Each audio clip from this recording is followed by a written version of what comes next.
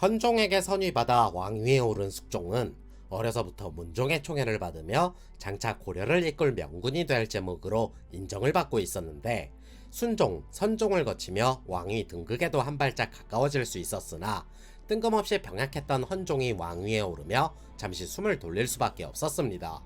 한간에서는 숙종의 야심으로 헌종을 강제 폐위하고 쿠데타를 일으켜 이를 막기 위한 이자이가 숙종에 의해 숙청되면서 정권을 잡은 것이 마치 조선시대 7대 국왕 세조의 모습과 오버랩되는 것처럼 생각해볼 수 있겠으나, 숙종은 세조와는 다르게 어린 조카를 죽이지 않았던 만큼 아직까지 진짜 속내가 무엇인지 여러 견해들이 있는 상황입니다.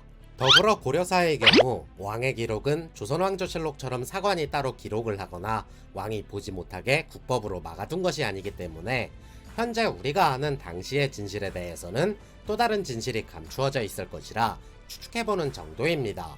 아무튼 숙종은 동생이던 대각국사 의천의 건의에 따라 주전 도감을 설치하고 화폐를 주조하여 유통시켰는데, 한반도에서 화폐가 활성화가 된 것은 18세기 전후였기 때문에 시대를 앞서 나간 숙종과 의천의 화폐 도입은 크게 성공하지 못했습니다. 더불어 육촌인의 김신혼을 금지하며 자신들끼리만 뭉치려 드는 문벌 귀족들을 제어하려 했고, 사교육을 억제하고 공교육을 활성화하기 위해 국자감을 설치하여 공교육을 활성화시키려 노력하면서 많은 서적들을 간행하게 됩니다. 그리고 당시 남경이었던 지금의 서울로 천도할 계획을 세우고 남경 행궁을 짓는 등 일을 추진하였으나, 문벌귀족들의 거센 반발로 천도 계획은 무의에 돌아가게 되었는데, 여담으로 당시 남경에 궁을 세우고자 했던 자리는 현재의 청와대 자리였다고 전해지고 있습니다. 한편 천리장성 이북을 거점으로 함경도 일대에 터를 잡고 살아가던 여진족은 고려와의 조공 무역을 통해 안정적인 생활을 영위할 수 있었는데, 때마침 만주 하얼빈 지역에서 완안부 추장 오고내와 아들 영가가 완안부 세력을 급격하게 성장시키며 고려 변방을 어지럽히고 있던 상황이었습니다. 그래서 이 부자가 벌인 여진족 통합은 자연스레 여진족 간의 다툼으로 번지게 되었고, 1104년 이들을 피해 도망쳐온 다른 여진족들은 천리장성을 넘어와 고려로 망명하는 등 굉장히 시끄러운 시기를 보내게 됩니다. 그러던 어느 날 완안부와 싸우던 여진족 추장이 전투에서 패배해 쫓기던 고려 정주성까지 도망치자, 완안부는 포기하지 않고 정주성까지 따라와 정주성 앞에 진을 치고 대기를 타게 되면서 사태가 급변하는 것을 경계했던 이일숙이 일련의 사항들을 개경에 급히 보고하게 됩니다. 보고를 받은 숙종이 변방의 상황에 대해 크게 우려하여 문화실랑 평장사 임간을 판동북명 행영병마사로 임명해 정주성으로 급히 파견하여 마천령 일대에서 여진족을 토벌할 것을 지시했으나, 공을 세우는 것에 눈이 멀었던 임간은 도착 후 여진족을 선제 공격, 그 결과 여진족에게 대패하게 됩니다. 이에 추밀원사 임관을 동북명 행영병마 도통에 임명하여 다시 한번 정주성으로 파견하였지만 또다시 여진족에게 패배, 동아시아 최강이었던 고려의 위상은 두 번이나 어처구니 없는 패배로 체면을 구기게 됩니다. 변방 제후국 정도로만 취급했던 여진족에게 패배했다는 사실만으로도 단단히 화가 나 있던 숙종은 이때부터 본격적으로 여진을 정벌할 계획을 세우게 되면서, 고려에게 한 번도 밀리지 않았던 여진족의 기병을 상대하기 위해 새로운 군대를 창설하게 되니, 이게 바로 그 유명한 별무반이었습니다.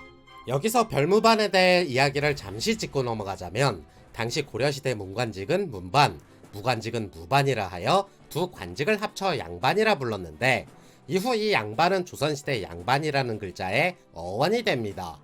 원래 고려는 국왕을 지키는 친위대와 수도를 경비하는 경위, 최전방과 그 외 지역을 방어하는 왜군으로 나뉘어 있었는데, 이들을 제외한 별도의 무반이다 하여 별무반이라 불리게 된 것입니다. 그러다 문종 때에 이르러 여진족의 힘이 날로 강성해지자 숙종 때에 들어와 임간, 윤관에게 명해 여진족을 격퇴시키도록 하였는데, 오히려 여진족에게 패배하며 돌아오니 고려 입장에서는 한낱 제후국 수준이었던 여진족의 강성함에 큰 충격을 받게 됩니다. 그래서 윤관은 숙종에게 고해 보병 위주의 군대만으로는 날랭 기병 위주의 여진족을 감당할 수 없으니 이번 기회에 새롭게 군대를 재편해야 함을 역설하였고, 숙종은 윤관의 건의를 받아들여 새롭게 군대를 창설, 그게 바로 별무반이 되는 것입니다. 별무반은 규모가 약 17만에 달하는 전투부대로서 기병 위주의 신기군, 보병 위주의 신보군, 무예가 뛰어난 승려들을 뽑아 항마군을 만들었고 그 이외의 기타 특수병과들을 조합하게 됩니다. 원거리를 담당하는 노병부대와 투석부대를 포함할 뿐만 아니라 각종 병장기를 긴급하게 제조, 보수하는 철수부대, 화공을 담당하는 화공부대, 선봉대로서 적군을 향해 돌격하는 도탕부대까지 별무반은 고려의 모든 군사력을 영혼까지 끌어모아 만든 그야말로 막강한 전투부대였습니다. 아무튼 고려를 우습게 본 여진족을 혼내주기 위해 윤관을 필두로 별무반을 양성하여 대대적인 전쟁 준비에 박차를 가하던 숙종이었으나 재위 10년 차인 1105년 건강이 점점 나빠지며 52세의 나이로 사망하게 됩니다.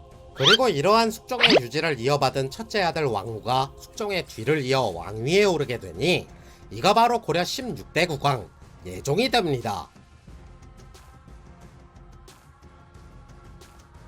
영상이 재밌었다면 좋아요와 구독 부탁드리겠습니다.